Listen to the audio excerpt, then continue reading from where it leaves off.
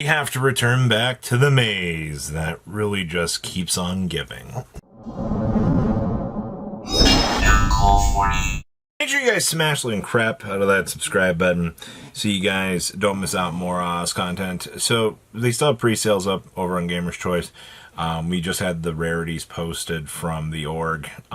We didn't actually get openings for things, so they're using the org's rarities for this. But discount code MCO40 will save you on your purchase. You know, picking up things like Albion and the rest of the initial little setup stuff is not too bad. You know, Illusion Gate, all those good cards are going to be available. So how has the train wreck of Maze of Muertos actually, you know, hit the secondary market? Because, you know, you've watched these Apex cards, you know, Albion being one of them, that was sitting safely on a throne of, you know, $50, has now come a crashing down, as you would expect. We're already down to that. We've been slashed in nearly half.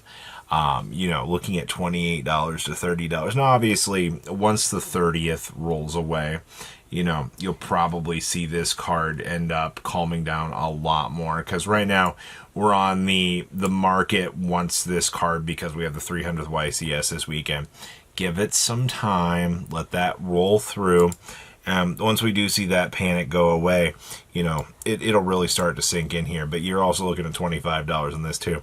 I mean, both, once again, this card needed a reprint so badly to like equalize it. And it's crazy to me that Konami knew that, you know, so many Albaz players were going to need this card. And the fact that, you know, you literally had to pick this up in order to play the game is nuts. The Magnet Warriors. And you know what? I think the craziest thing is this is still an insane amount of money. How, I guess I know how. It's because, like, when you actually take a look into this structure deck, even though they reprinted the Magnet Warriors themselves, it doesn't help the fact that, you know, this is still a $95 structure deck for how old it is. You know, once again, we talk about niche particular sets in the game. This is an old starter deck. This is, you know, one of those things. And I mean, I don't know, man. It's, what was our actual sales on this? Somebody actually bought one sealed for $100. Wow. And then you had a bunch of them move back in 12 last December. That's interesting. So, I mean, yeah, people were actively buying this. Now, the other two Electromagnet Warriors and, you know, friends here, Emperion's still coming in at a whole whopping $16 to $17. Well, you know, when you can make a boss monster, yeah, look at that. That's all just sales recently.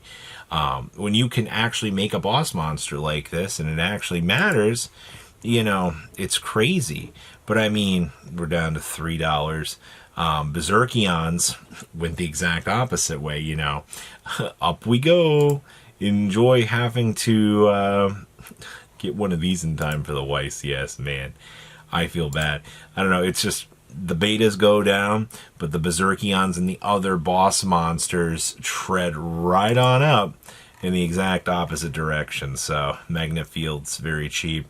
But, I mean, there's really no value left in this starter deck now. Just one of those cases of, oops, all good cards, I suppose. But I do love to see Empyreon getting some love. Solemn Scolding. You know, Scolding's starting to push, what, like $13, $14 on the secondary market. You know, you don't even bat an eye at it because you're like, oh yeah, this is one of those cards that, you know, didn't have beyond its two printings. I mean, New Challengers and the tin version was it. And you got to watch this card hit some of the stupidest price points. I mean, an old $12 secret rare that literally only acts as if, you know, it has to be the last card on the field to actually get the job done. And then you're left in this situation that you're like, oh, interesting. It is very interesting. A lot of sarcasm today from me. Reprint make card go down. Why you shock? You shock because you not sell fast enough? Oh, I sorry. Sorry you no scalp. Alright, it happened. Take L. Alright. Next up, we have Mikanko. Now, evidently, there's been, I guess, reprint everything for Mikanko, I guess. Though I will say, some of these collector's rares, still $29, still $19, not a lot going on here. The Reflection Rondo's coming in 12 to 13 bucks. Still, I mean, you have a collector rare, mark price of 15 bucks, okay. Arahime, man, they need to do something if they ever want Arahime to be playable, because this thing 11 bucks. So sad. Ohimes are still 5s. Seeker Ohimes are still 5s. Where your damage actually kind of happening is with the Water Aberraske.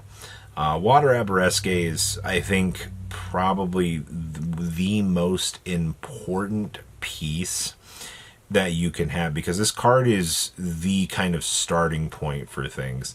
And as you can see, I mean, you've had a lot of sales on this, as you kind of would expect. It's a secret version of the card. It's very, very strong for what it needs to do. But I mean, your ultra rare is kind of in the same boat here. 38, 39 listings still for this.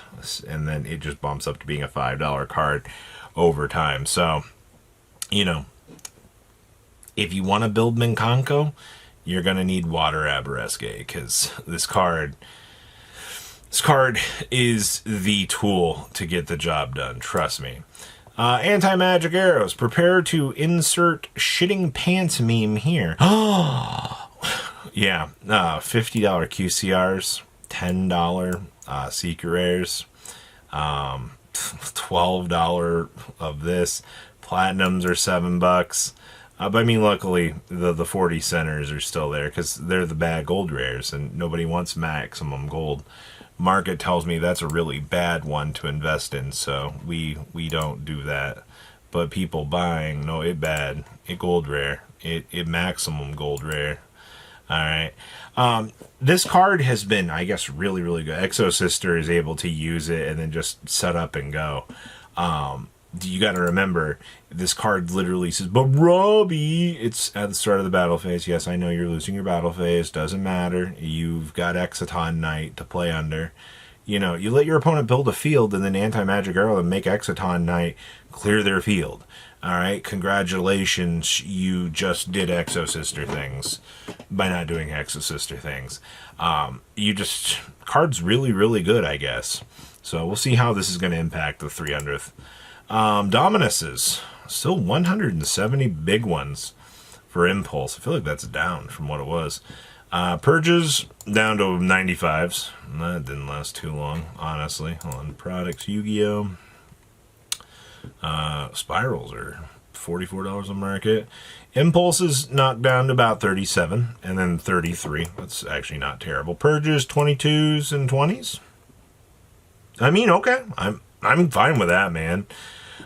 This card definitely needs the reprints.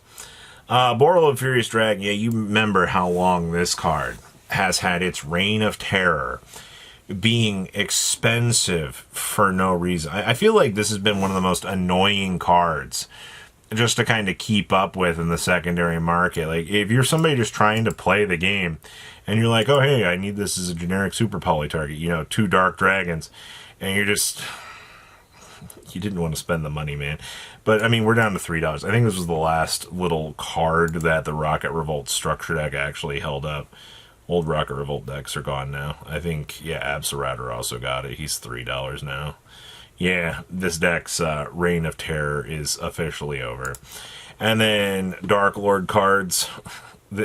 You've watched the Condemned Darklord already come down to $14, man. You know how crazy that is to think about?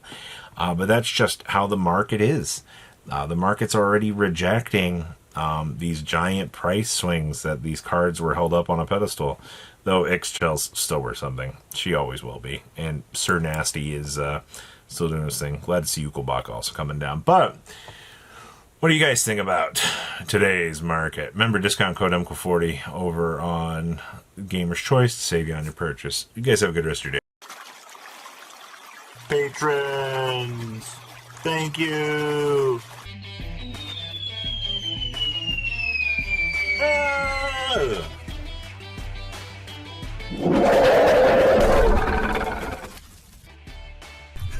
you so much for watching. Check out these other videos.